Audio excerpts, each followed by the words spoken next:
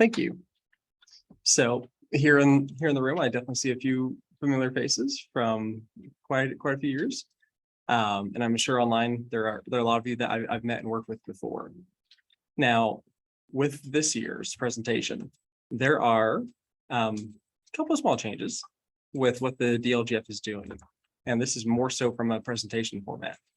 So we want to be sure that we are, go back a slide, that we're presenting on information that's useful to everybody. So thankfully, with this being all libraries, it can be a bit more tailored. So we're going to go through, we're going to discuss some basic definitions, just going to give us a base level understanding, but I'm sure there's many of you that have been here many years and understand those very well. Next, we're going to go and do a more in-depth analysis of the maximum budget for libraries, because that's always a very important part that we want to make sure that we always get right. And a dollar in either direction can make a big difference. Then we'll talk about the certain thresholds to where a city, town, or county could optionally adopt a resolution to essentially make a library go through binding review until they get back down under that threshold. We'll review the budget calendar that the DLGF issues each year that highlights certain important budget deadlines and statutory due dates. And then we'll talk about different resources that the DLGF has and our contact information as well. Now, we are scheduled for 2 hours. This is definitely not 2 hours of material. So the big change this year is we're trying to keep things more of a forum, more kind of questions and answers. Now we've got, I think, literally a couple of questions, but I want you guys to, as we go through this meeting, this presentation, asking questions that you have. You can wait till the end, you can ask them in the moment, whatever you feel works best. Typically a bit more informal, back and forth. I think we typically get a lot more out of those types of presentations. So definitely feel free to type in your questions or ask your questions. And I think if you've got that question, more than likely other people have that question as well. Okay. Thank you. So to get started, we'll start reviewing by some of the definitions. So we're going to start very basic here, budget. Now, when a lot of people hear the word budget, they think permission to spend. For this one, we're going to take from a more broader approach. A budget is really the process of formulating a financial plan that takes into account the revenues and expenditures that encompasses the full budget cycle. The budget cycle with kind of DLGF math involved, it encompasses 18 months.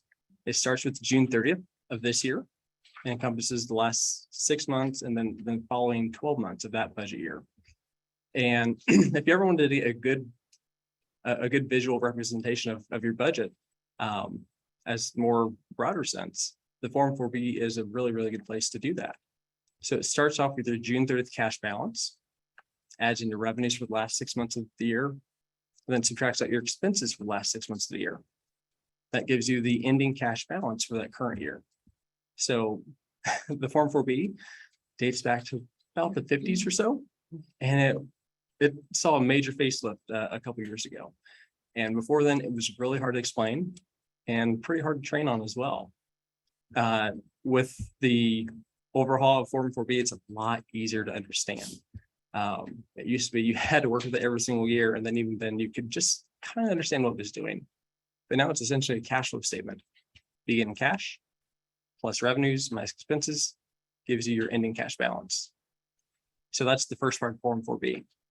Last part adds together your revenues for that budget year. So if you take a look at what's in Gateway submitted last year, the budget year is 2022.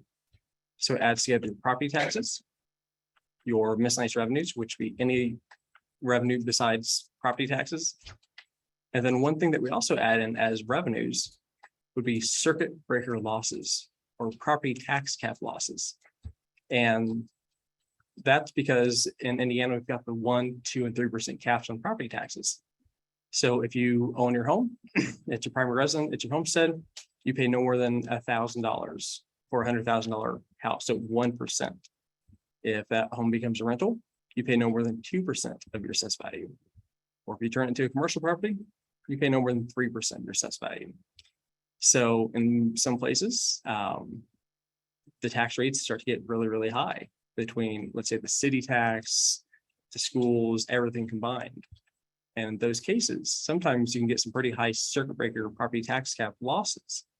So it's definitely savings to taxpayers, but a loss of revenue to libraries, schools, cities, all units of government that collect property taxes. So kind of a small tangent there, but this encompasses everything on the Form 4B. It's really a summary of all the different budget forms that come before it. The current year financial worksheet, the Form 1 year budget for the upcoming year, Form 2 year miscellaneous revenues, then also the debt worksheet if you have any debt funds.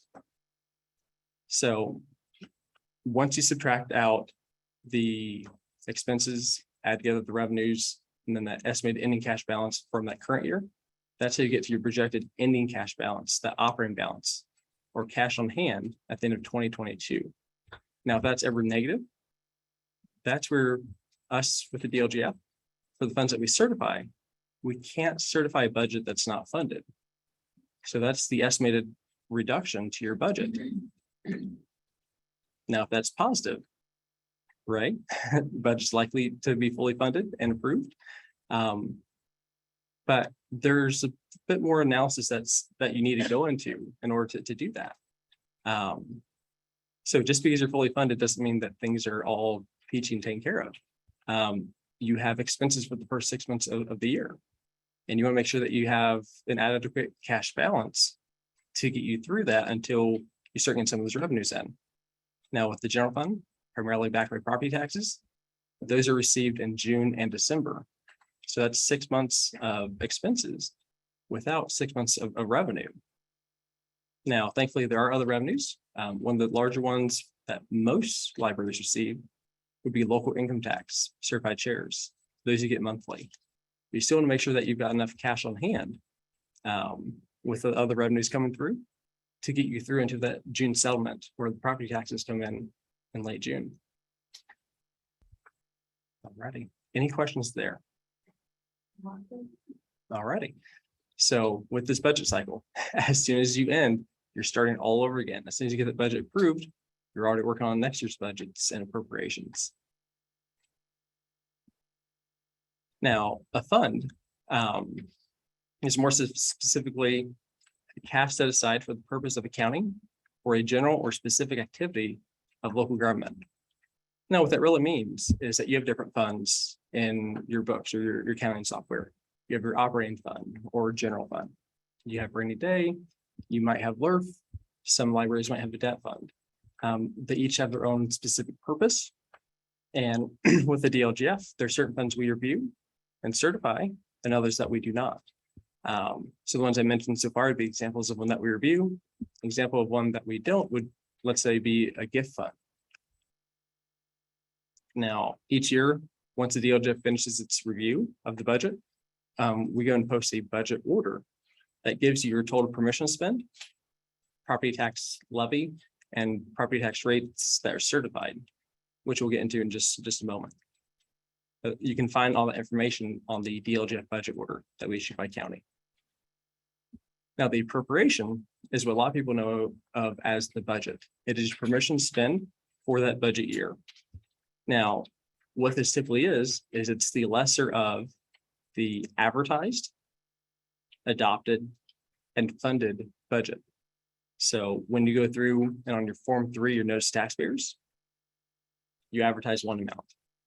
And then I'd say most of the time, people end up adopting the same amount for their budget. Now, in very few cases, we see people advertise or actually adopt more than they advertise. So we tell taxpayers to spend $100,000 and we adopt $120,000. Again, very, very rare.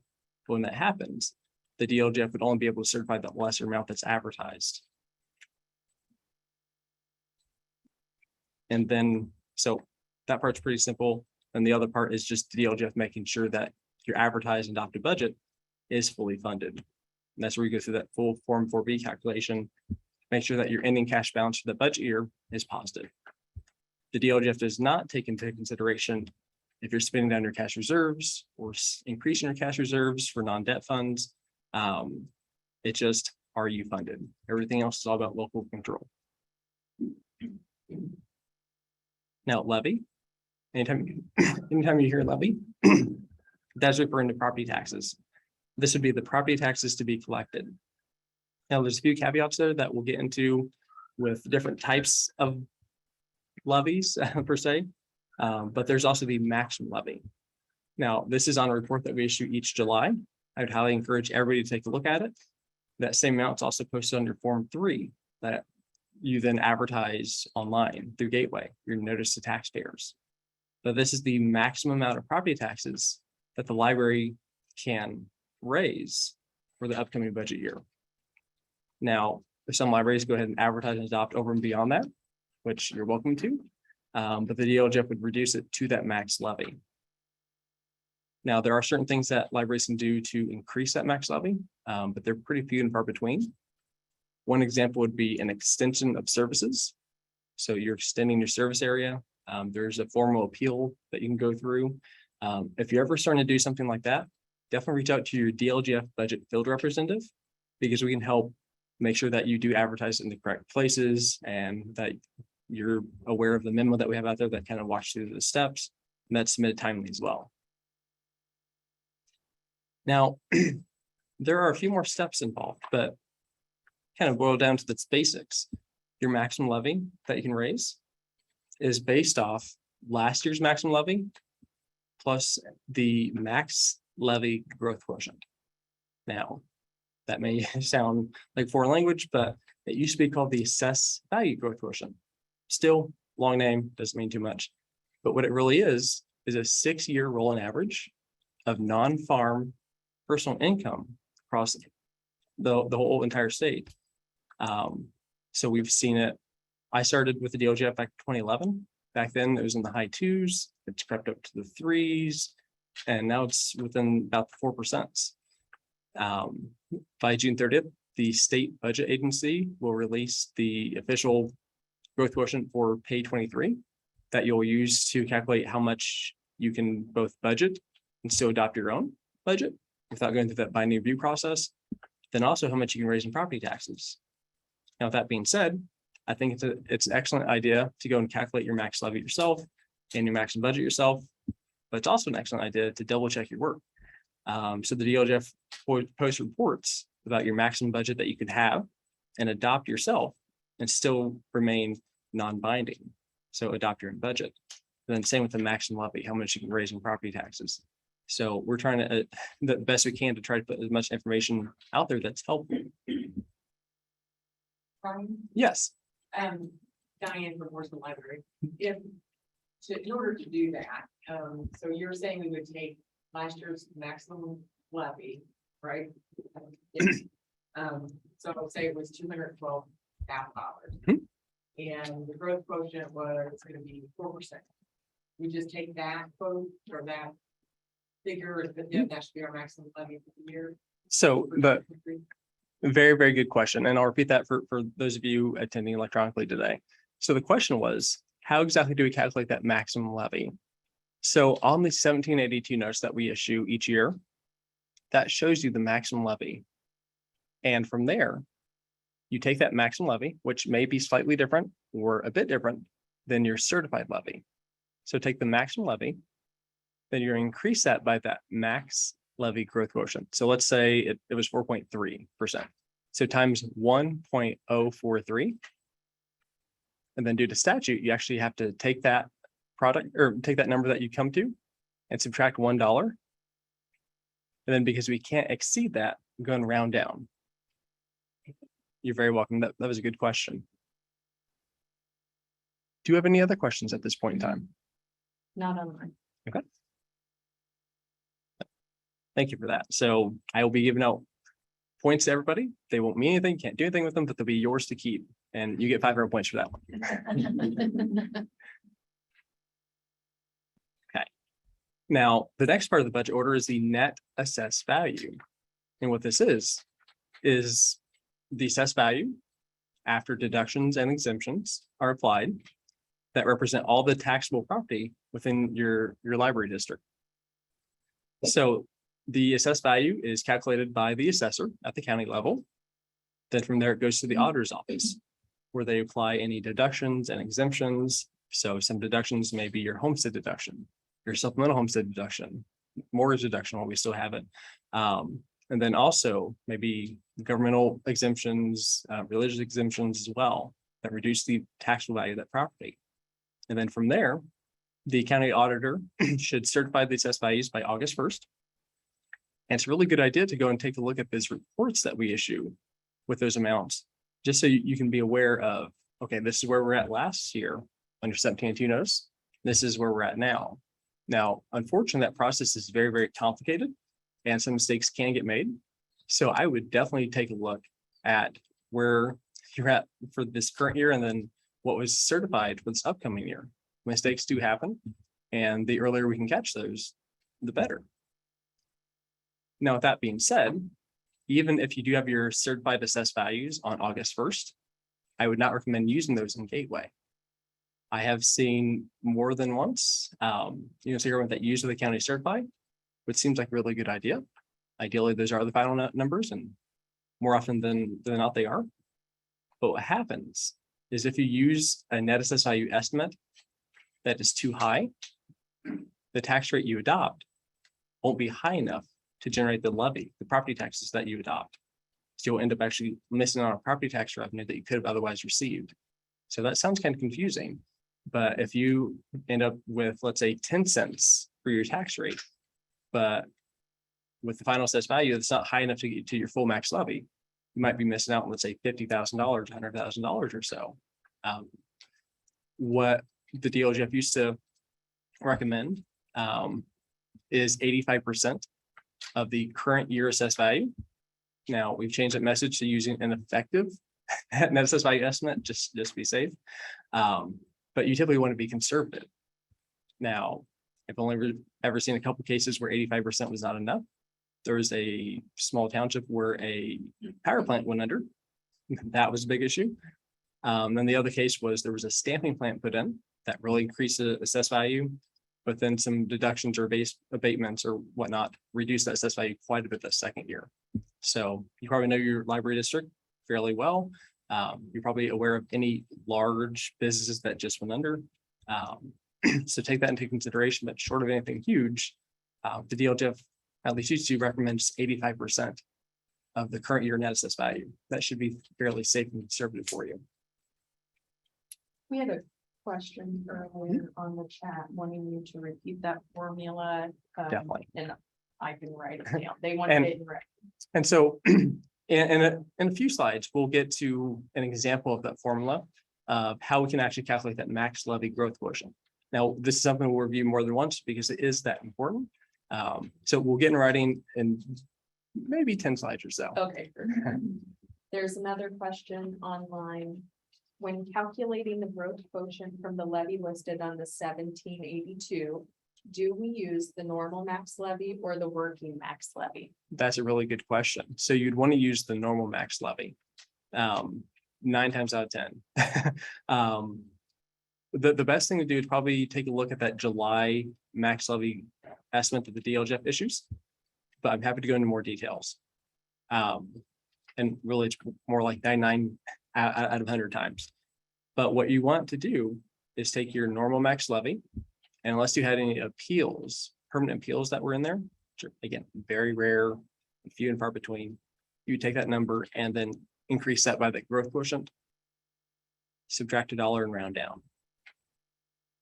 But short of that, the working max is probably the same as the normal max, unless you either have an appeal or you had annexation and you're wholly contained within city and you have the same boundaries, or you have something called levy excess, which is essentially you collected more than certified levy. Now, all those are conversations I'm happy to have if someone wants to ask a question about. And if not, we can get to those in a different presentation if those questions come up later. But essentially, take a look at that July estimate that the DLGF issues. That'll help you through that math. But most of the time, your working max and normal max will be the same.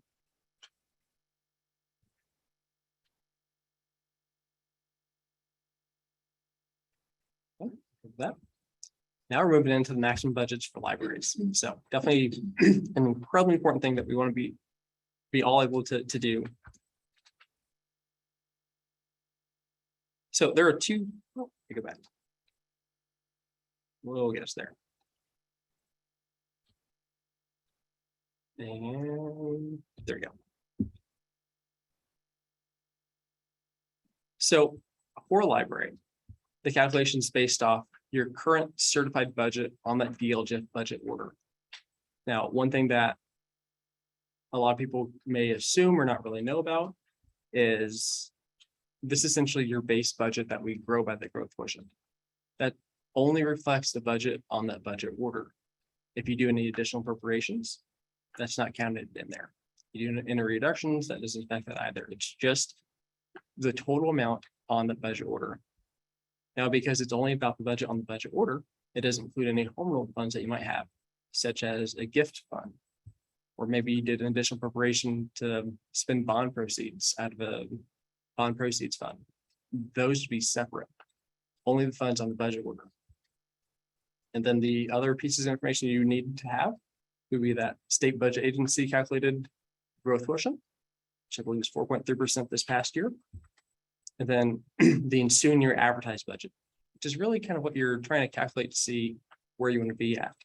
But that's what we look at to determine if you're going to be a binding library or a non-binding review library.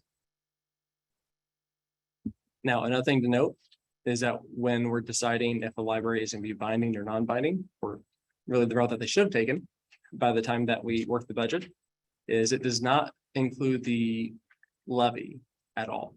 Property taxes are completely separate from this calculation.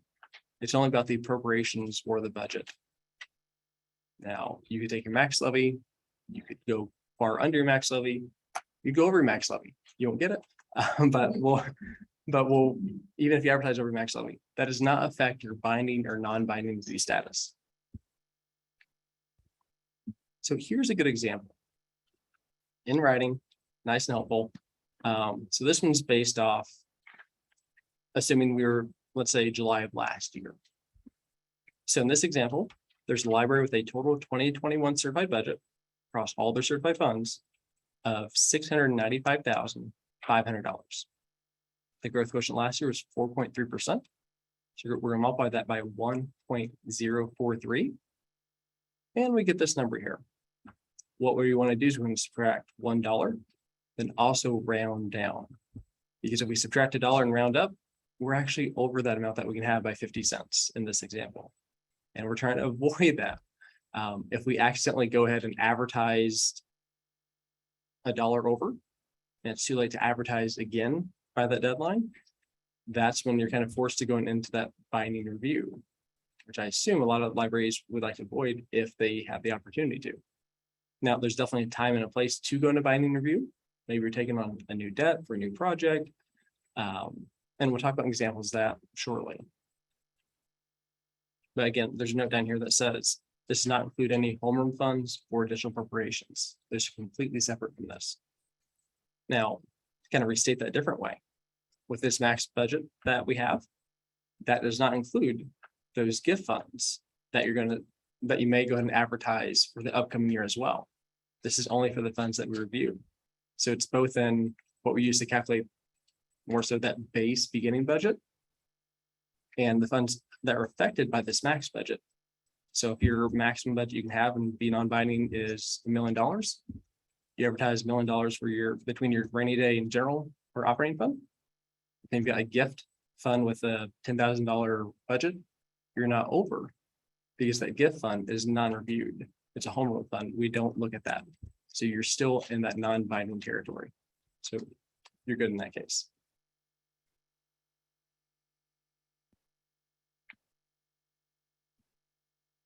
And this kind of restates that is if you do advertise over that, even if it is just $1, that does push you into that binding review. Now, this is something that the state library definitely helped out with quite a bit a few years ago. The statute changed, and it's not based off essentially which organization helped to create the library. It's based off assessed value. And so I may get this wrong. I don't think so, though. But I think it's primarily based off your assessed value. So if there's a city or town that makes up more than 50% of your library's assessed value, that city or town becomes your fiscal body. And I'm pretty sure just about every library has filed with with the state library who their fiscal body is. If you've not done that yet, I'm going to reach out to Haley, and I'm sure that she will help you through that calculation and just help take care of it. If you need help with the actual assessed value part of that, your budget filter up, the DLGF could definitely help you with that part as well.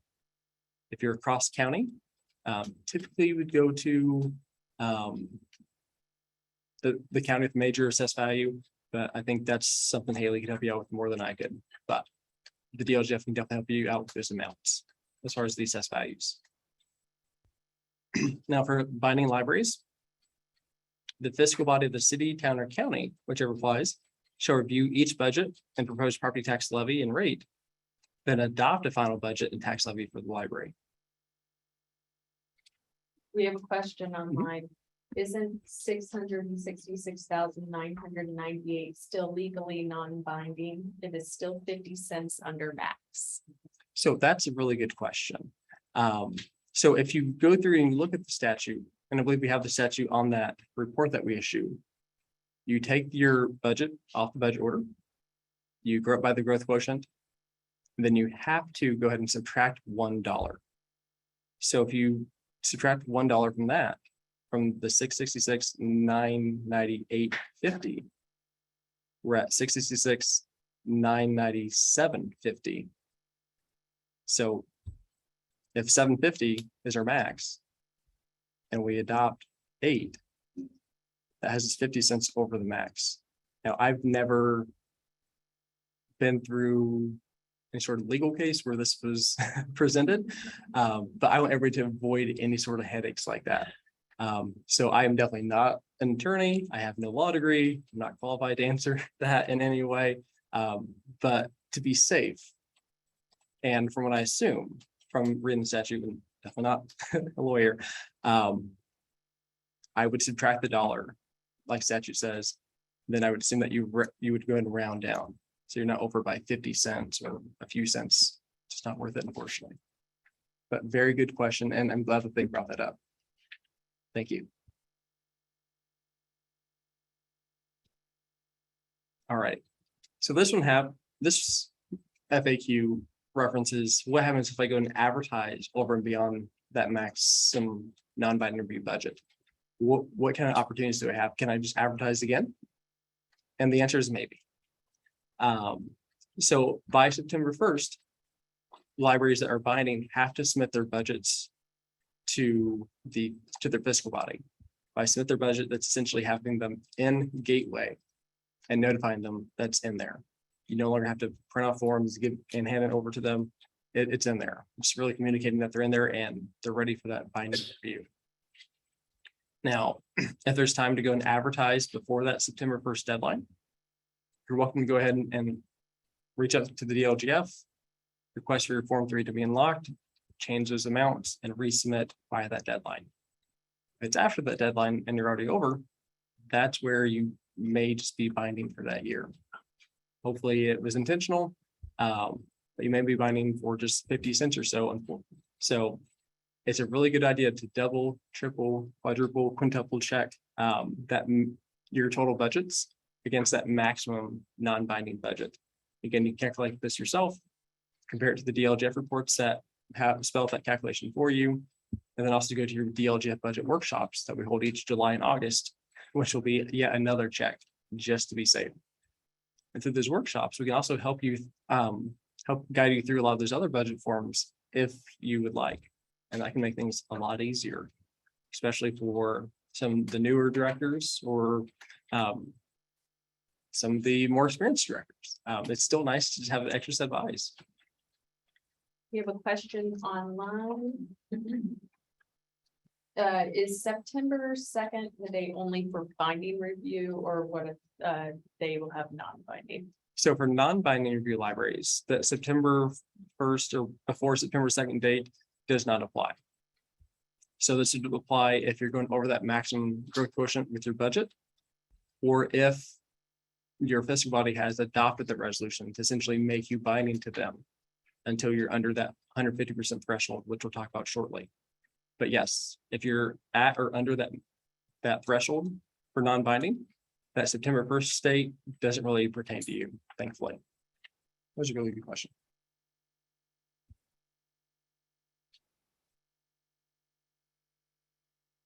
Now, after the budget is adopted by the fiscal body, just like if you adopted it yourself, the DLGF will go through and review the budget.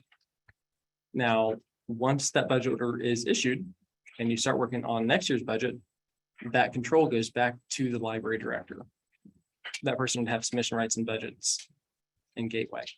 Every year that defaults back to the director. So anytime you go over the growth quotient, that's just a 1 year binding review. Now, what we talked about in a few slides is when we're over that certain 150% threshold that we'll talk about in more detail, and the fiscal body elects to actually make that library binding until they're under that threshold. And once you go through and you're non-binding again for that coming year, you would actually get to retain that submission rights. So you may be binding for 1 year. And the next year, as long as you're under that threshold, you get to submit the budget forms. You get to adopt your own budget.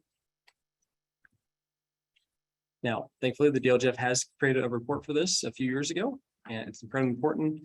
There may not be, some of you may not know exactly where that is.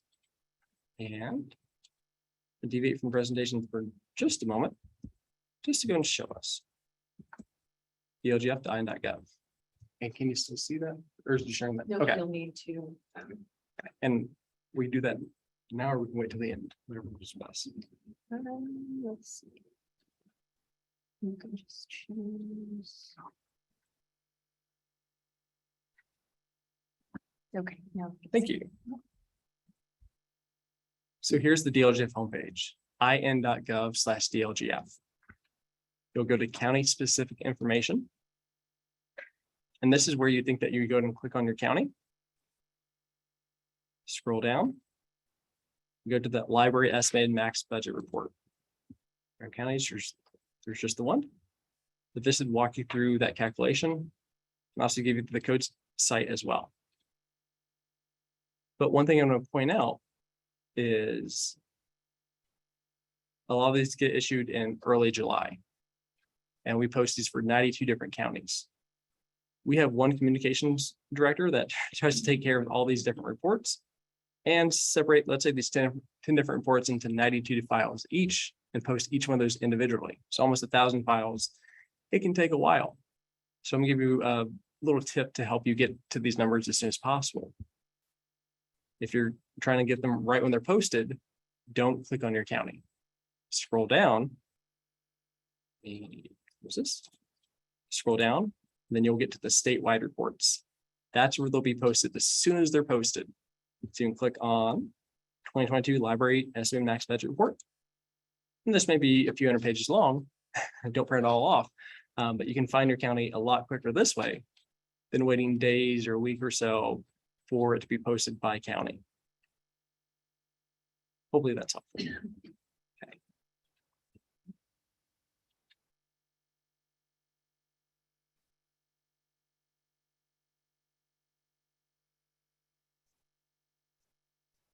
Yeah.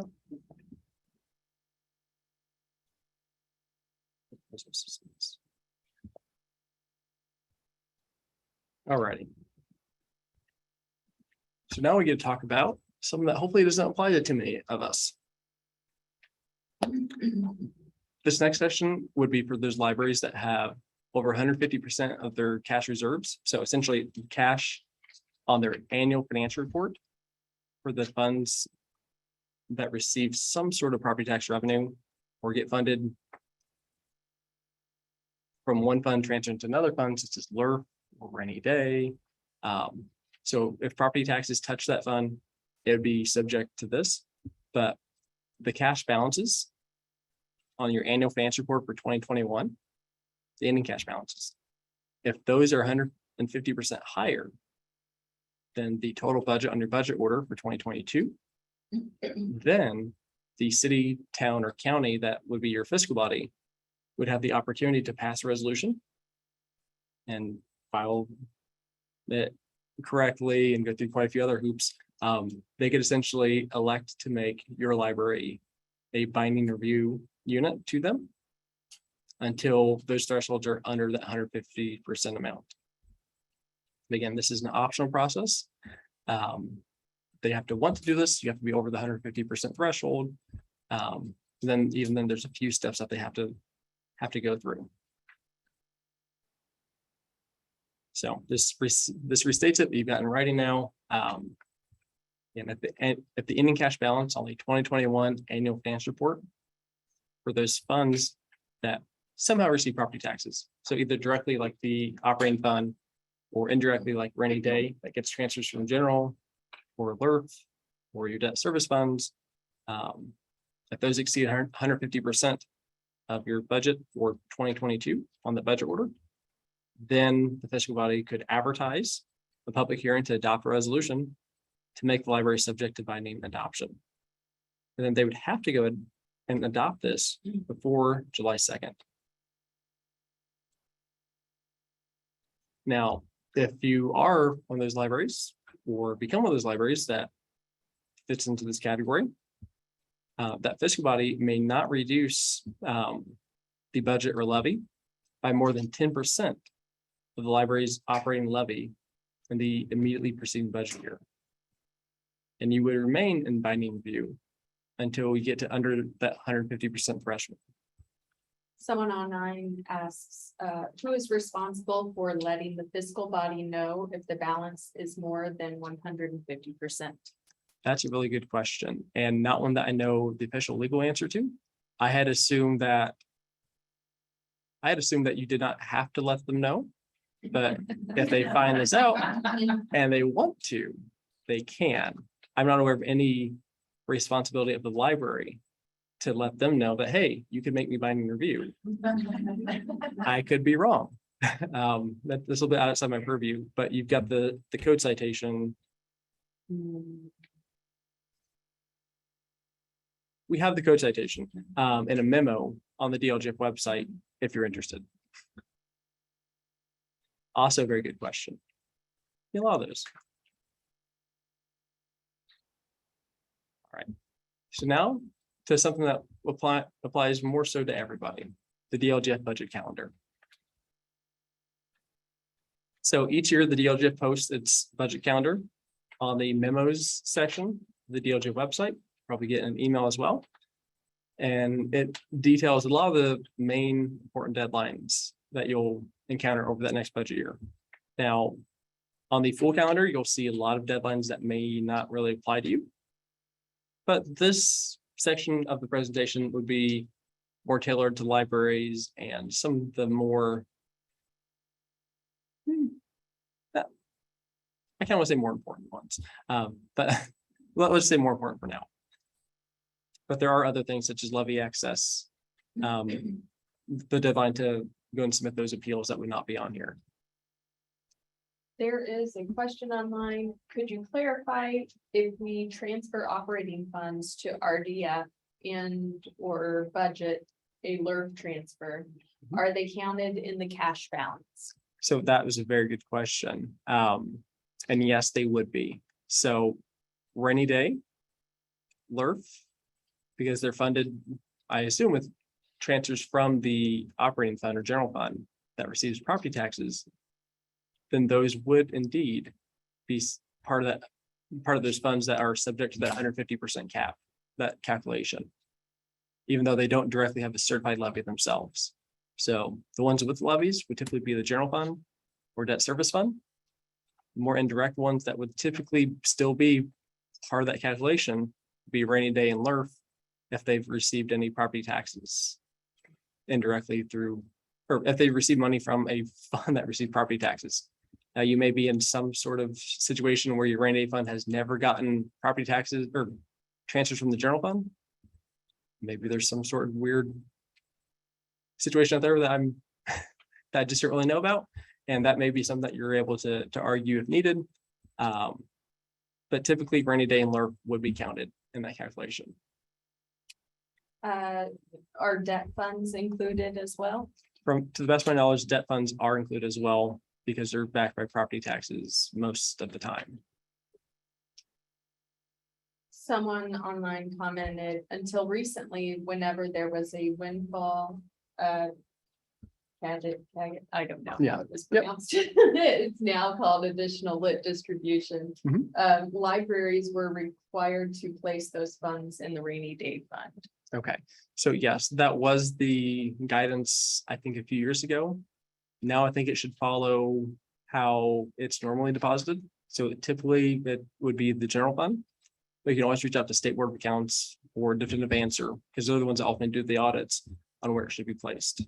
But to the best of my knowledge, the general fund is probably a pretty safe bet, as opposed to rainy day, which I think used to be it maybe 3 years ago or so. What date is looked at for fund balances subject to 150%? So another really good question there. It would be based off. So if we're looking at this year's, it'd be the December 31st, 2021 cash balance shown on the annual financial report versus the 2022 budget order, total appropriations or total budget. So the ending cash balance on last year's, or the annual financial report that we spent this year for last year's data. And then the budget order that you're working on this year. So 2022. Let's see here. Someone said, that 150% applies to total budget, not just operating. That's also correct. So that'd be total budget listed on your budget order. I don't believe that includes any additional appropriations, to the best of my knowledge. And when those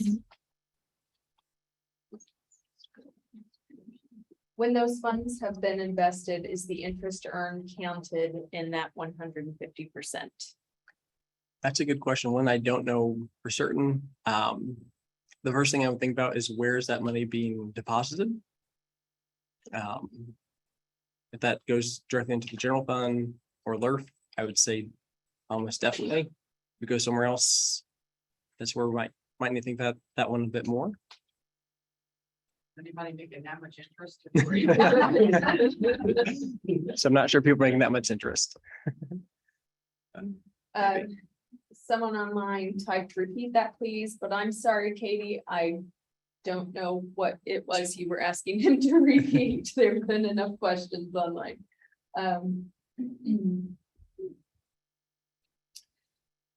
We have a binding review due to our cash balance. Is it in effect until the council passes another resolution to that effect? So I am very thankful that I read over the statute yesterday. No time like right before. But unless there's been new legislation passed this upcoming year, which we've not reviewed yet, and I'm not aware of anything, there could be something. To the best of my knowledge, it's entirely based off when you no longer meet the 150% threshold of your cash balance for the preceding year, the ending cash balance for the year, and then the budget on that budget order.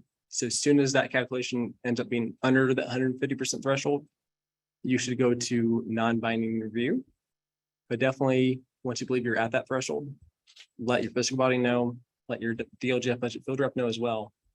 Good communication through this type of binding review, a more traditional binding review where you're, let's say, doing a large project, is always a really, really good practice. Just make sure everybody involved knows. Yes. So if we were over that threshold December 31st, Mhm. but we're under it now and they haven't, I mean, our town doesn't really want to do it Yeah. probably, but I mean, it was kind of a concern because that didn't start until November Mhm. and we have a lot in order. So I'm trying to get my life, but whatever. I mean, it's a good problem to have. Yeah. So if we're already under that, because I had them do like a major lighting project and all that. And put that much down, so I don't have that problem, we're okay now, right, if we're under that. So the question is we exceeded the 150% as of, let's say, January 1st of this year. But we've since spent that down in the few months after that. Are we safe now? So because that calculation is based off the December 31st ending cash balance from last year and the budget for 22, your town, which sounds like they don't really want to do that, or they still could, as long as they do it by that July 2nd. Now, when it comes to next year's, Okay. as long as the December 31st, 2022 actual ending cash balance and the 23 budget, if that gets you under the 150%, then they no longer can if they wanted to. Okay. But if you are over the 150% threshold by the end of the year, even if you spend it all down the next day or next week, you're still over that threshold by January 1st or December 31st. Good, very good question there. There's a comment online. The DLGF has a report on the gateway called cash balance as a percent of budget. And I think that's the report that will let us know if we are over 150%. Okay, that one, let's take a look at, try to figure out if we should do it now or later, but let's just go and do it now. We're all gonna actually show ours. Alright, so this was one in Gateway.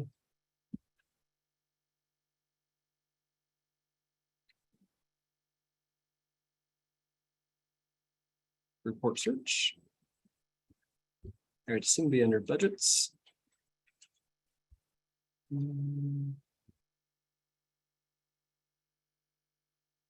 Okay, so I would not use that report because here it says it compares the June cash on hand to budget across the essentially the library district.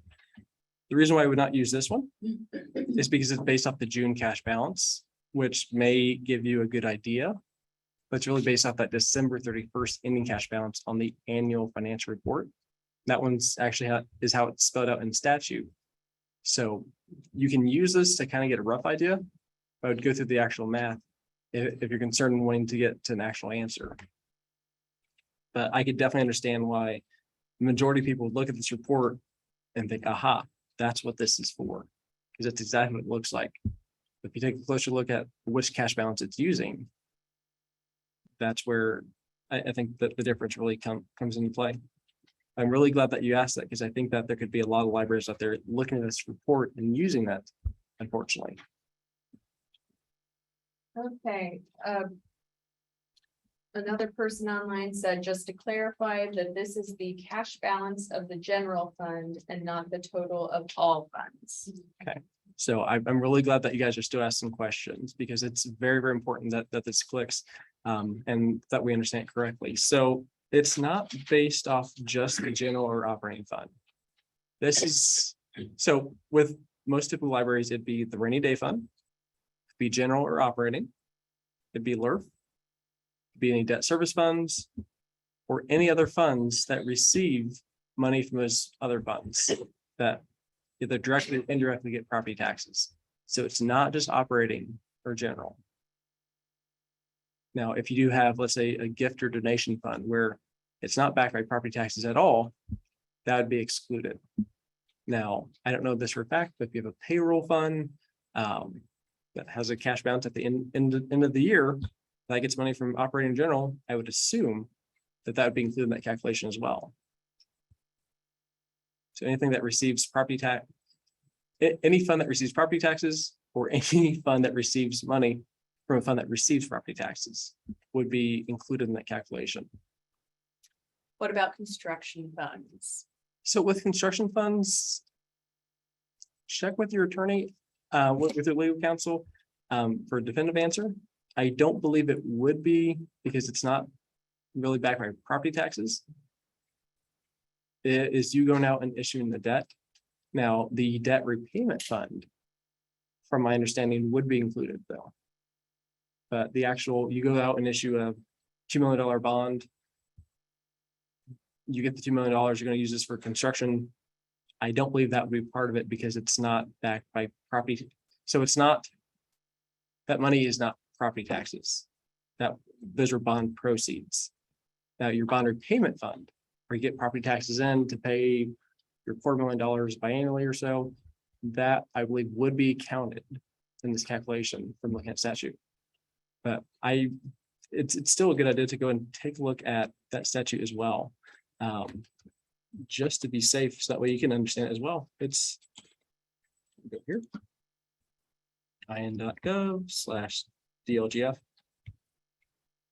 And then one thing about statute is I think it's probably pretty intimidating, and it certainly can be, but we can at least find it without too much hard work. I say that, but let's find out. Control F. Not library, but libraries. Okay. So this one I cheated. I knew that was back in 2020. So I went to our memos and presentations page, clicked on memos, and went back to 2020, because that's when this memo was released.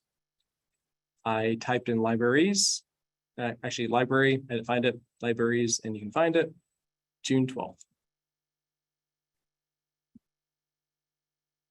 And right here is our code citation. Actually, I think there's two of them listed here. Let's go to.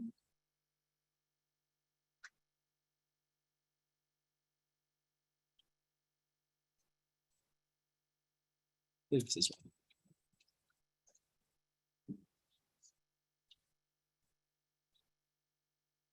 Right. So I'm gonna Google General Assembly. Actually, I'm gonna Bing it, I guess. General Assembly, let's go to Indiana. That might help a little bit. They're doing Kentucky may not apply here. Okay, we're gonna click on code to look at code citation. Control V. So it's gonna be 6 numlock 6 dash 1.1 dash 17 dash 20.6. Hit search. And anytime we have a memo, there's probably going to be a code citation on there as well. And you can find it this way. Makes a good reference library. But yeah, here in this case, here's the code citation that I read last night to help answer a majority of your questions so far.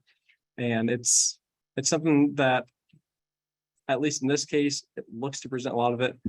Now, sometimes you can get into some kind of more confusing statutes that you have to go and it references one code citation and another. So that's why this is best left to legal counsels. But with that being said, you can still go ahead and take a look at that code citation and see what that's referencing. So the memo says it's a summary, it's not a substitute for reading the actual code, but this is how you can get to the actual code. So go to the memo, write down what that code is, go to General Assembly, Indiana, and then go and search each one. Between each dash is each little field that they have on what you search, title, article, chapter, so on and so forth. All right. Online, someone asks, could you do an example equation? Sure. So we have Excel. Alrighty. So let's call this 12, 31, 21. Cash. Now we have general. Any day. Anyway, you can increase your size. Definitely. Thank you. Thank you. I'm sure a lot of other people thank you as well. Let's do debt. Let's do gift. So make up numbers here, see if that makes sense later.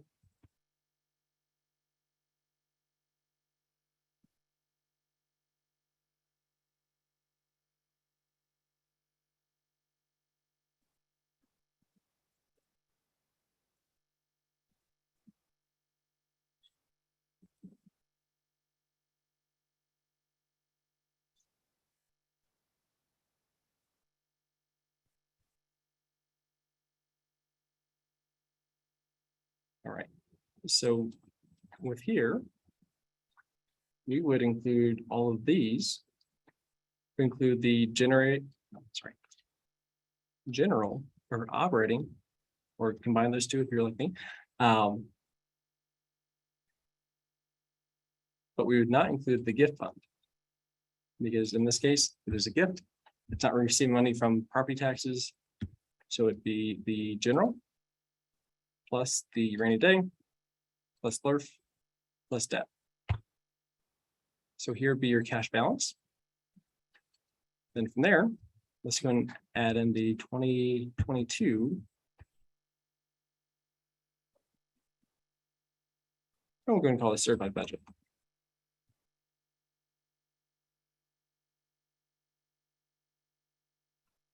Make up some amounts here.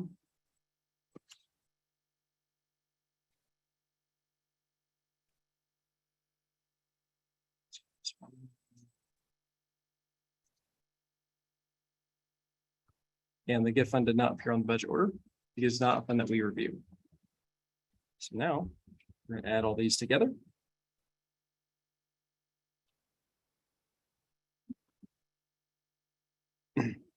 And we now have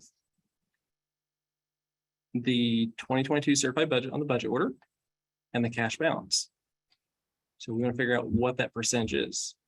So we take the cash balance from the annual financial report that was submitted this year for last year, the ending cash balance, and then divide that by the certified budget for 2022. In this case, we're about 79%. We're under it by quite a bit. Let's say I forgot to include my CD, my investment in the general fund, which actually doubles that to $2 million. Ooh, now I'm at 155%. I am now subject to my fiscal body electing to do this if they wanted to. So is this, I assume this is a decent example. Any questions or anything I can clarify at all? But we have our cash balance, ending cash balance from the AFR for 2021. And then the budget order, total budget, and divide the cash by the permission to spend the budget. And I would not include any additional appropriations in this calculation. Comment on the code for the 150% says non-debt funds only for the cash calculation. As used in this section, cash on hand refers to the public library's cash and investments balance in non-debt funds as of the date the public library proposes a budget for the following budget year. I am very thankful someone read that more carefully than I did. 20.4. All right, so let's go and take this debt. Delete that, and we'll fix this. So in this case, we're still, unfortunately, because all the money was in the general fund for this example, we are over here. But that's why it's important to thoroughly read code and also consult your legal counsel, because I am not an attorney. Okay. Use that one. All right. And thank you again for that.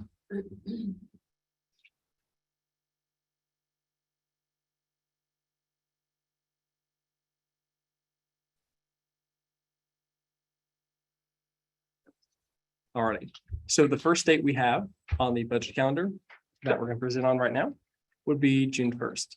This is when we expect part of Gateway budgets to launch, and that would be the pre-budget survey.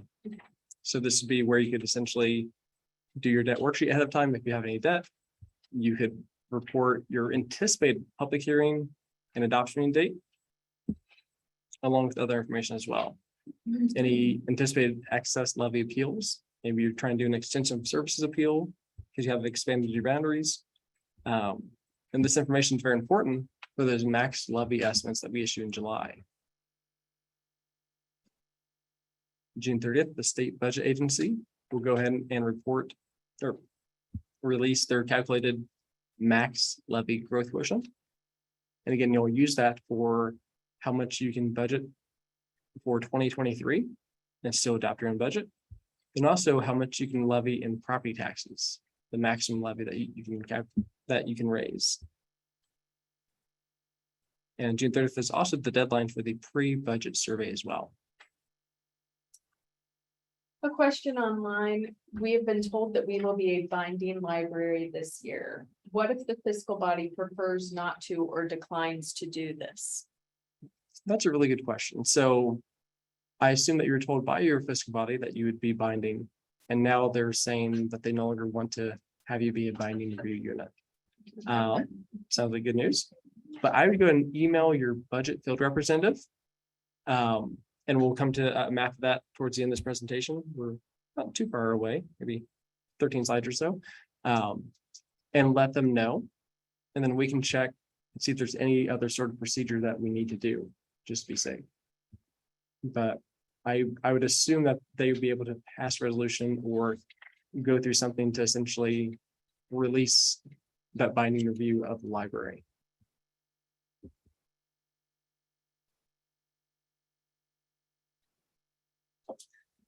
So July 15th is when the DLGF's deadline is to release a lot of those July estimates. So that'd be the maximum levy, that'd be the library maximum non-binding review budget, along with certain revenue estimates as well. And I have been told that we're going to try to get the cert breaker property tax cap estimates out around the same time as well. Technically, that was not due till, I think, right before August, but we're trying to get you as much information as early as possible to help you out as well.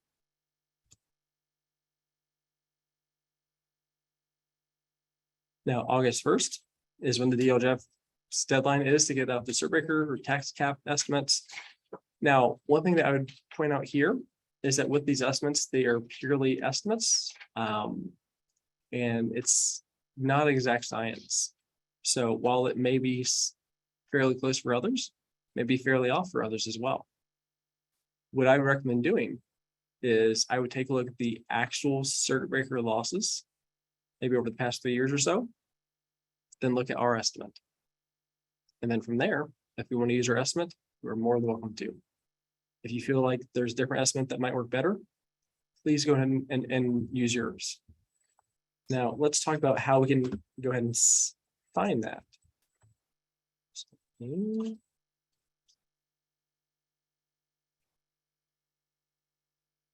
Let's do this.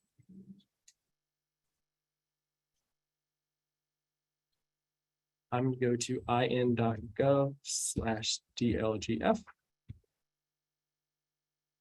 Here, I'm going to go to county specific information.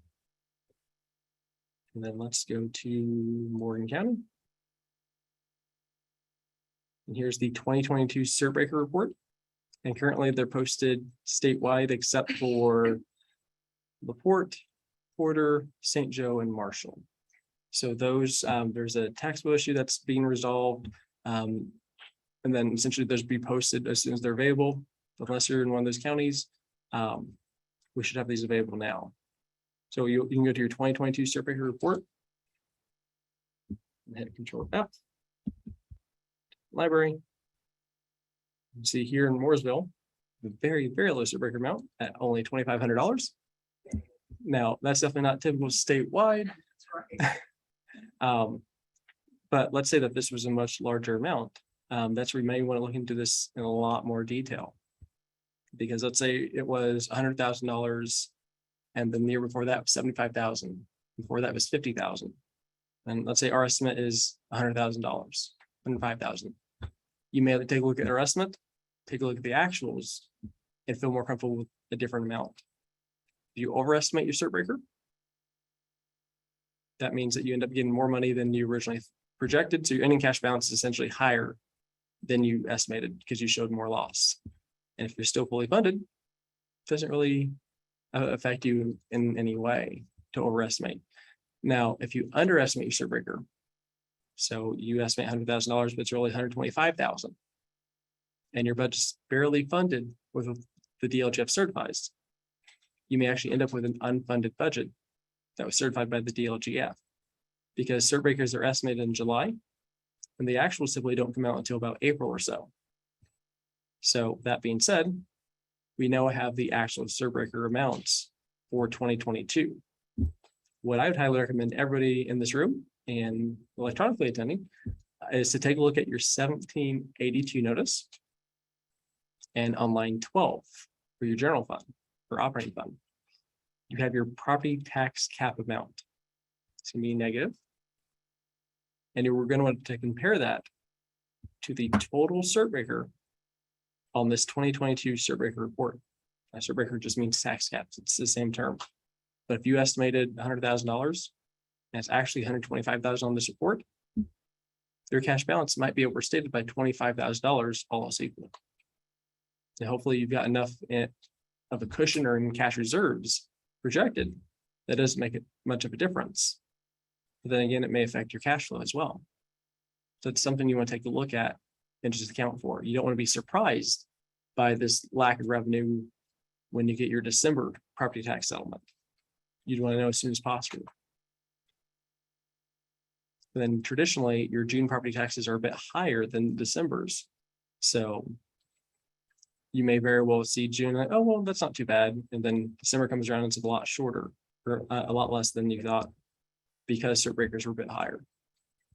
That's something that you want to keep in mind. Someone online asked, can you explain the difference in a levy based on abstract AV and certified levy? It's a really good question. So with that, we have the cert breaker report here and there's lots of different information on it. I'm happy to explain. So for each fund, we have the certified levy, which is what's on the budget order. And it's probably pretty close to what you advertised and adopted, unless you went over. The levy based off abstract AV, that one's a little bit different. So when the DOJ certifies your budget, levies, and tax rates, the auditor's office, or so the county, would take those tax rates and apply them to the, let's say, more final assessed values.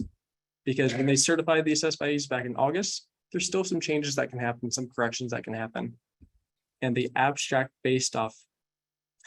levy based off abstract AV is the more up-to-date assessed value times that DLGF certified rate. So that's where this one's coming into play. The over 65 cert breaker is pretty small for most people.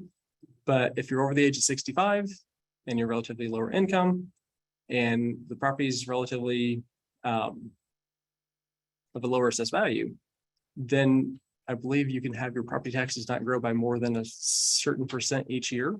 So that's an additional credit to taxpayers or loss of revenue to units of government. But that's not going to apply to most people, at least not very much. The big loss that we typically see would be the 1%, 2%, and 3% losses. So I work Delaware County. Muncie's one of my units that I work, and they lose about half of their property taxes due to these tax caps. Just because the total tax rate is much higher than what people could actually pay. It exceeds their 1%, 2%, and 3% caps. So that's where you get to those total cert breakers over 65 plus 1%, 2%, and 3%. Then post cert breaker levy would be your abstract AV levy based off abstract AV minus your total cert breakers. So if comparing the line 12 on the 1782 and the county specific 2022, we should use the 2022 number. So you would want to use the number based off the cert breaker, the 2022 cert breaker report, and essentially replace that on your 1782 notice. Then you've got a few total lines you want to update, but essentially if it drops by 50,000, your ending cash balance will drop. Well, let me phrase that in a more specific way. If your cert breaker is $50,000 higher than you originally anticipated, your cash balance projected at the end of the year would be $50,000 lower. You have more money in losses. Now, if cert breaker losses end up being lower than you thought, your cash balance is increased by that difference. Any idea when the 2022 numbers will be available for St. Joseph County? Quote unquote shortly, but with that being said, I don't know for a fact. I would assume probably sometime within the next month or so, hopefully a bit sooner, but you can definitely reach out to your budget field rep if you don't receive those within, let's say, the next few weeks or so for an update. Someone has asked if you could slow down. That is something I am very guilty of. Yeah. but happy to do so. Someone asked if this is being recorded. All of our workshops are always recorded. And they are put on our YouTube channel and also on that LDO workshops page where you got the slides. So And hopefully you can play it at a slower speed for the first part of this presentation. you can slow down videos on YouTube. So that is So, one more question online. When we calculate our upcoming max levy for budget purposes, would we use our 1782 certified levy or the post circuit breaker levy or levy based on abstract AV? so another good question there. And what we would actually use is on your 1782 notice. The first page is a cover page that you select changes or no changes. The next page would be a summary of each of your funds. And after that, you get to a section that says funds report or fund report. And that has, let's say, about 20 lines for each fund. At the end of that funds report, it talks about the maximum levy. You have your normal max levy plus DOGF approved appeals or adjustments, levy excess, and then working max levy. You don't want to use your certified levy. You want to use that maximum levy. Now, most of the time, your normal max and your working max will be the same. May not be the same for, let's say, Diane over there with lit freeze. That may be a little bit different, but if yours are the same, you would use the normal max or the working max, and that would help you get your base, what you increase by the growth quotient, subtract $1 and round down. Question? Someone said, I'm sorry to go back to the 150% question, but now I'm finding that it is all tax derived funds. So I'm not sure if we include debt or not. Okay. I think now that we do. I'm sorry if I. No, so I'm also very appreciative of that person responding with that. So I don't think anybody here is an attorney. And if you are, more power to you. Definitely consult your legal counsel with things like this. They can give you definitive answers. With this, you can definitely take a look at code citation, see what that tells you. But sometimes you'll go down the rabbit hole of this code citation and this code site. So definitely take a look at that. One thing you could do is ask your DLGF budget field rep. We may be able to do a bit of research for you and find an answer. Or sometimes you may get the answer back. Check with legal counsel for some questions, unfortunately. But yes, with that, I would definitely recommend taking a look at the code citation, take a look at the memo, the actual code to trump that, of course, and then we can go from there. But once you do your research, feel free to reach out to your field rep and we can help you out as much as we can. All you're setting for. There you go. My working max is 189,000 less than normal max. Which should I use? So with that, it depends. With your working max, okay, and I'm going to ask a follow-up question. Okay. Are you in a lit levy freeze county, such as Morgan, Brown, Carroll, and a few others? It may take a little bit to get a response on that one. Not anymore. Okay, not anymore. Are you in, okay. So I'm gonna assume that you were in a county that was frozen, now is thawed.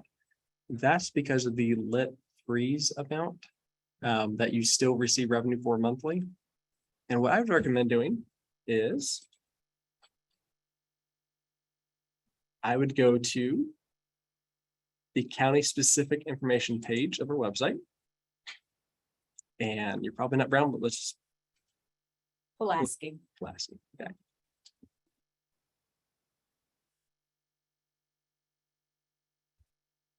And we're gonna go down to the 2022 library estimated max budget report. No. Not the max budget for libraries, we're looking at max levies. So here we go. And control F is our friend, so let's. Maybe, okay, maybe not today. Some of these counties have to be pretty large, but it'll go with the county unit first, then all the townships, then all the cities and towns, and the schools, libraries will be towards the end.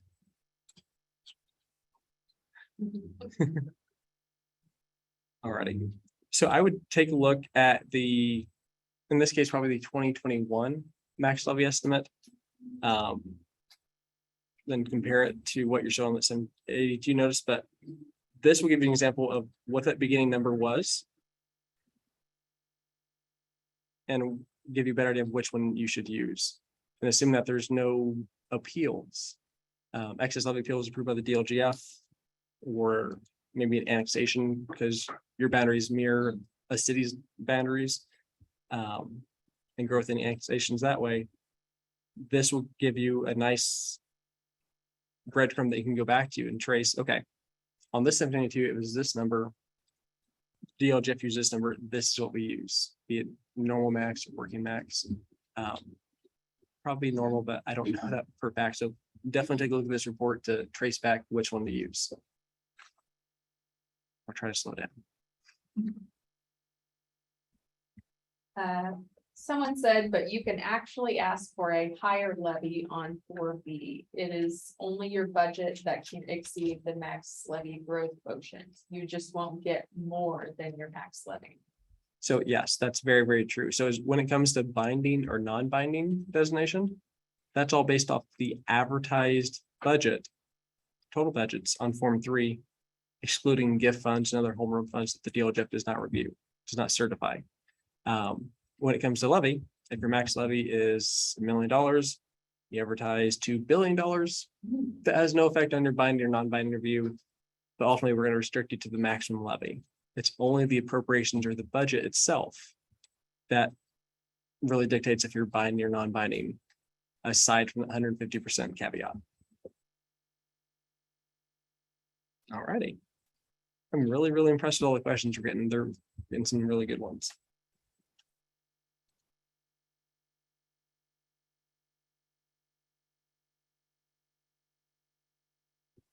So September 1st, if you are a library that is under binding review, definitely make sure you let your field rep know, especially if it's just based off going over that max levy growth quotient or the budget.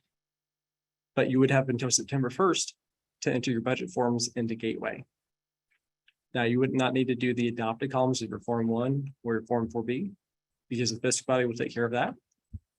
You also probably would not need to do the Form 4 because that's done by the fiscal body that does the adoption, but you would need to do the other forms. Now, if you're not a library that's going through binding review, the September 1st date wouldn't really apply to you. But if it does, when you log into Gateway on September 2nd, you notice that you no longer have rights to edit in Gateway, be switched to read only. But by the time the budget application opens up again, you'd go back to submission rights if you're the director, or if you say editing rights, if you're helping the director with the budget. Okay, this part is in red, just because they're very, very important. And I'm actually going to read this backwards. So the statutory deadline to adopt your budget is November 1st. If that falls in on a weekend, we'll give you to the following Monday to adopt your budget. But with that being said, I would ignore that completely because hopefully you're not adopting at the absolute last minute. If you adopt by, let's say, early October, you actually have enough time to restart the whole entire process. Assuming you originally advertised as a non-binding library and you don't need to go over that. But let's say you made a mistake with your property taxes. Your max levy is $1 million. You want your max levy. You accidentally advertised and adopted 100,000. You just miss a zero. If you were done by early October, you would have time to restart the whole process to fix the levy. Advertise a new Form 3, adopt a new Form 4, and submit everything by the deadline. So with that being said, there has to be at least 10 days between your public hearing and your adoption meeting. So working backwards, November 1st being the deadline for adoption, October 22nd would be the deadline for your public hearing if you're waiting to the last day. And even if it falls on a weekend, that's still that deadline for that one. The statutory deadline is November 1st for adoption. October 12th would be your last day to post your Form 3, your notice to taxpayers, if you wait until the last day. And that's why this, this slide is really my favorite one to present on. Because it's always assumed last day. So essentially, let me translate this. You have to submit your Form 3, notice to taxpayers in Gateway, at least 10 days before your public hearing. And that constitutes the online advertising. Any newspaper advertising is optional. Don't have to do it. You can if you want to, that's great. If you don't want to, that's great too. Now, at least 10 days after your Form 3 is submitted in Gateway, that's where you would hold your public hearing on the advertised date and give the taxpayers an opportunity to voice any opinions that they want to. Now, you may not get much of a turnout, or you may get a lot of turnout, and depends on the library or the unit of government. But then they would have 7 days to file any petitions or findings, which been here 11 years. I don't think I've heard this happening very often at all. But then you just need to address that at the adoption meeting. Now, more than likely that's not going to happen to anybody here. If it does, contact your DLGF budget field representative, and we will walk you through that process. But essentially, you hold your adoption meeting on that adoption date, then submit your budget forms within 5 business days after adoption. So it used to be our policy that you had to submit it within 2 days after adoption. And I actually like that one a bit better than now because it's statute and it's scarier. It's 5 business days. So tell yourself 2 days if that's easier. Just make sure that it's submitted within 5 business days just to be safe, because that is now a statute. Yes. Going back to the 10 days of notice prior to your public hearing, that is calendar based, which weekends and holidays, but it's not. Yeah.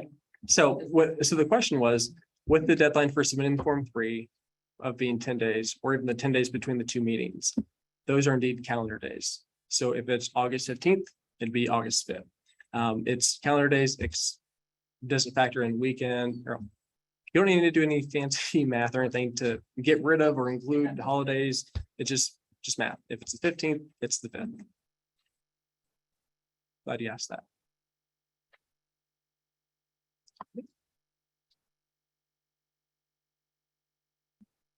Now, December 31st is typically the deadline for the DLGF to certify the budgets, levies, and rates for all the units of government within your county. Unless, there's always a caveat, a unit of government is issuing into debt in December or filing something called a shortfall appeal, which is fairly rare, in December as well. That would give us essentially 2 more weeks to get the budget certified by January 15th. But it used to be that the deadline for budget orders would be February 15th.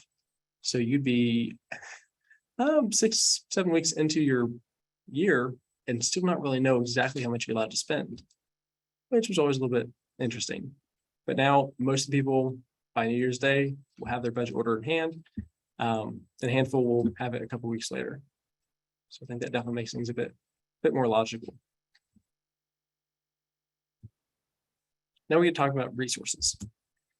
So I agree with this slide completely. Your DLGF budget field rep is absolutely going to be one of your #1 resources. You can ask us questions anytime you have them. We have trainings. We're currently doing our preseason outreach as well. But you don't have to wait for us to reach out to you. You can definitely reach out to us at any time. And those of you may need to squint or zoom in a bit on your screen to see this. Those in the back, I'm sorry, you may not have much of a chance. But if you go to in.gov/DLGF, and I'm just going to do that now. I will show you where to get to that field rep map. I would go to contact us on the DLGF website. Scroll down a ways, get to the budget division. And here's a budget field rep section that says map. Click on map. And you zoom into your heart's content to see the phone number, email address, and also this very pretty plethora of colors that we call our budget field rep map. It used to be that we were a bit more sectioned off. One person at this section, one person at this section. With things being virtual the past few years, and some turnover. It's been a bit more colorful. So go through, find your county and get the right shade of that green or whatnot to define who your field rep is.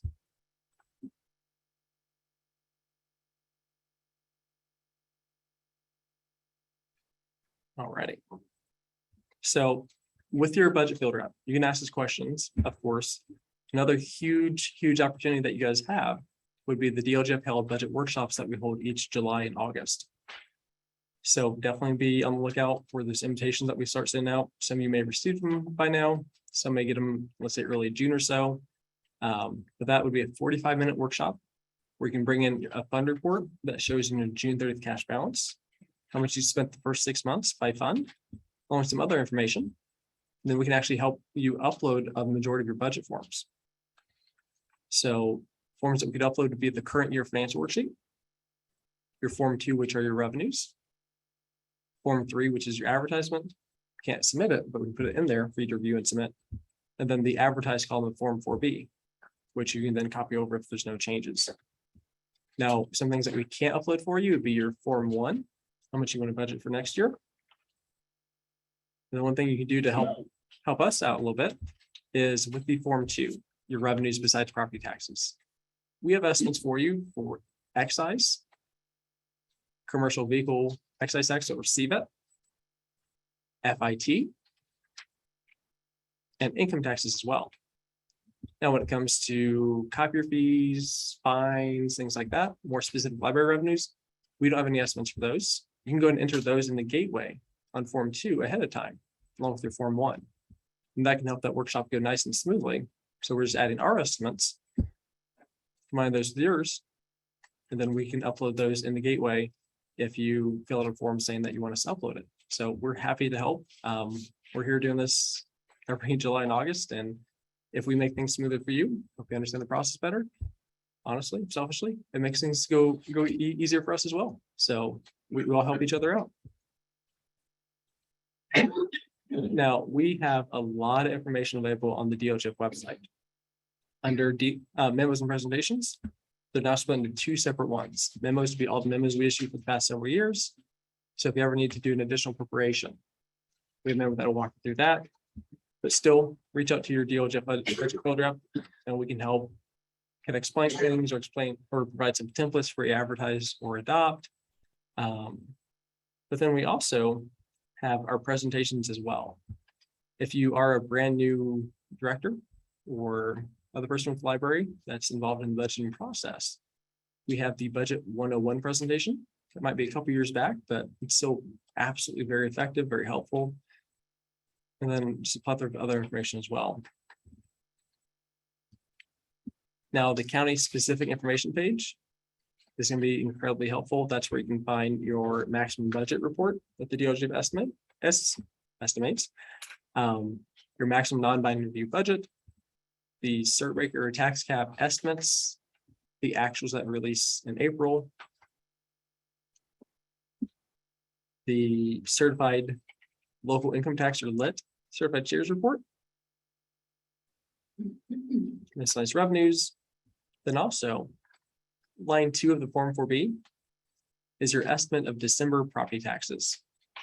This very last one that you may not see quite there in the back, 2022 December property tax collections worksheet.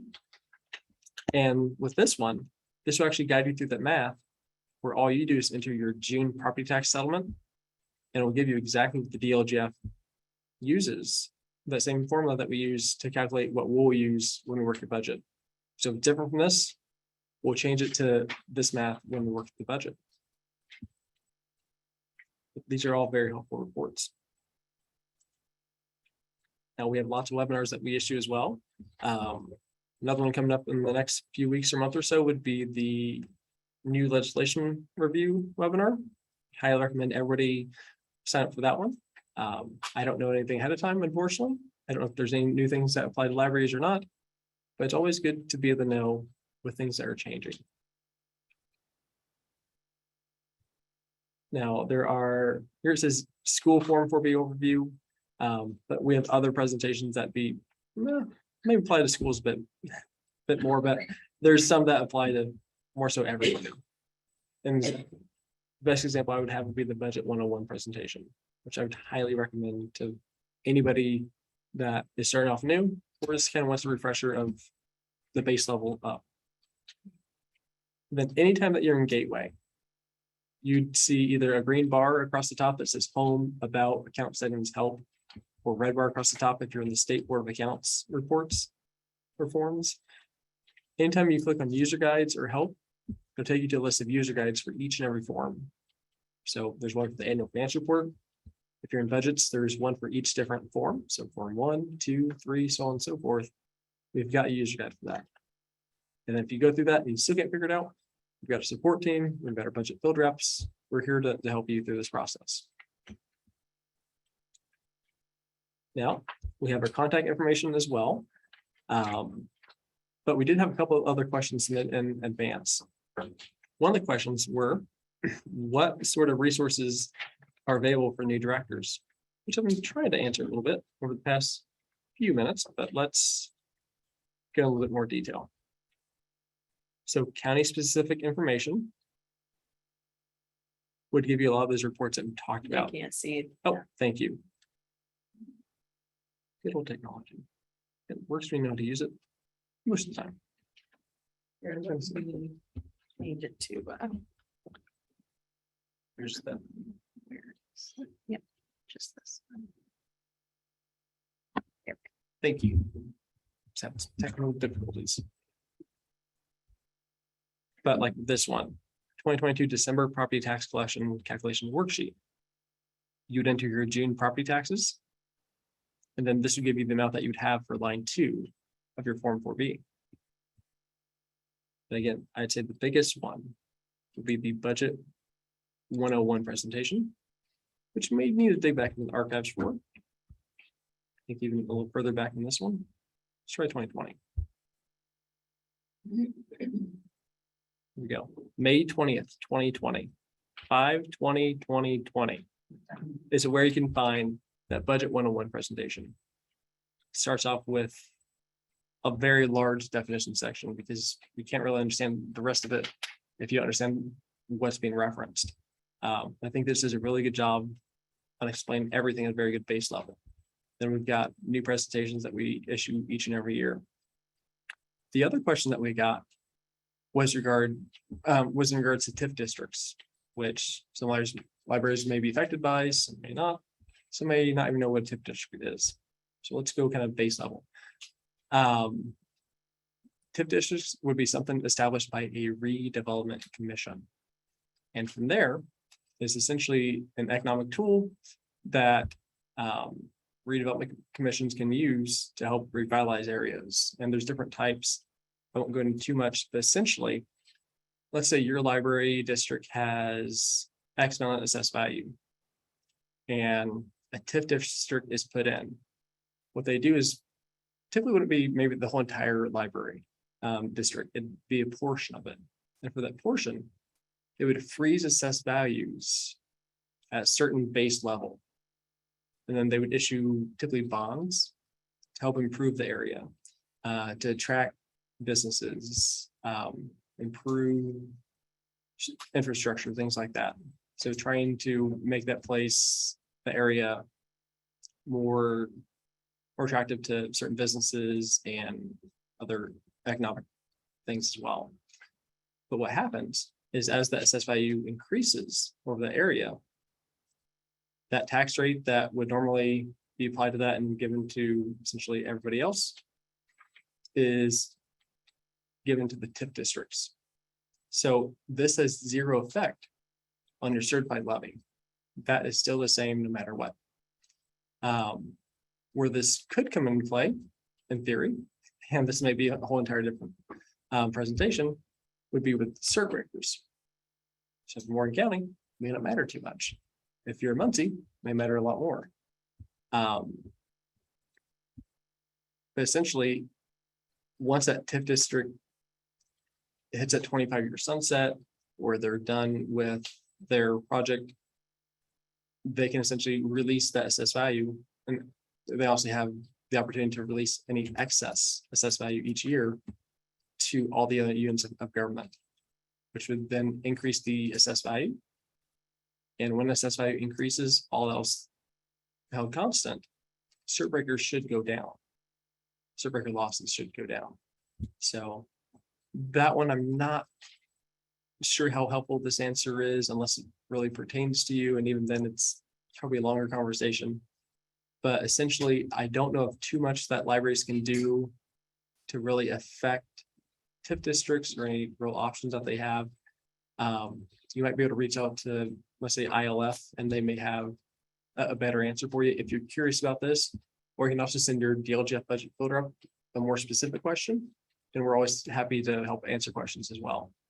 So just one question that we got in advance I wanted to touch on, even though it may be confusing for a lot of us. That being said, what other questions do we have, if any?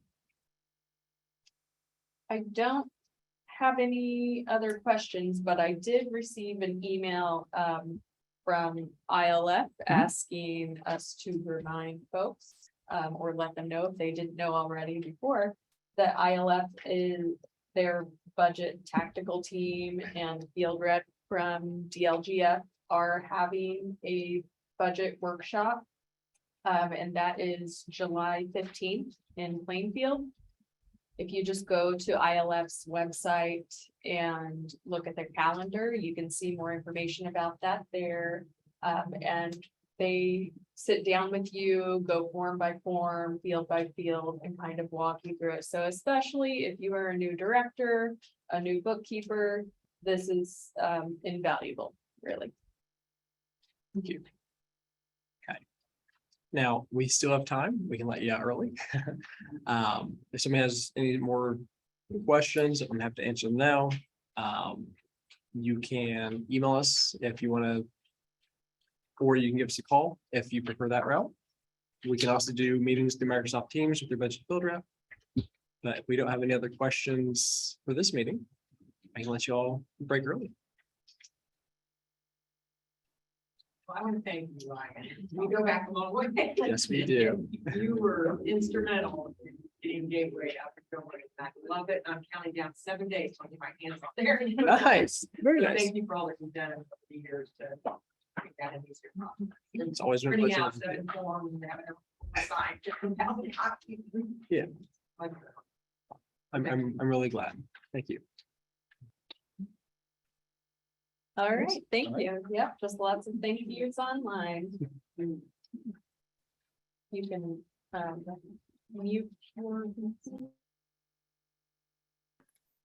All right, thank you, everyone. Gonna go ahead and we can stop sharing the screen. Okay.